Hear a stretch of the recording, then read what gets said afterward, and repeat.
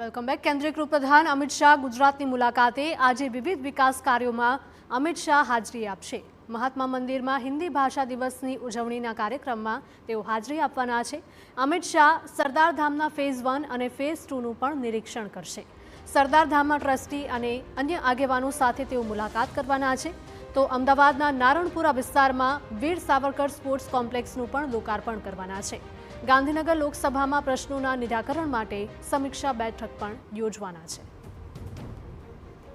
તો કેન્દ્રીય ગૃહપ્રધાન અમિત શાહ ગુજરાતની મુલાકાતે આવી રહ્યા છે અને આજે વિવિધ કાર્યક્રમોમાં તેઓ હાજરી આપશે। મહાત્મા મંદિરમાં હિન્દી ભાષા દિવસના કાર્યક્રમમાં હાજર રહેશે। અમિત શાહ સરદાર ધામના ફેઝ 1 અને ફેઝ 2નું પણ નિરીક્ષણ કરશે। તો સરદાર ધામમાં ટ્રસ્ટી અને અન્ય આગેવાનો સાથે તેઓ મુલાકાત કરશે। અમદાવાદના નારણપુરામાં વીર સાવરકર સ્પોર્ટ્સ કોમ્પ્લેક્સનું લોકાર્પણ કરશે।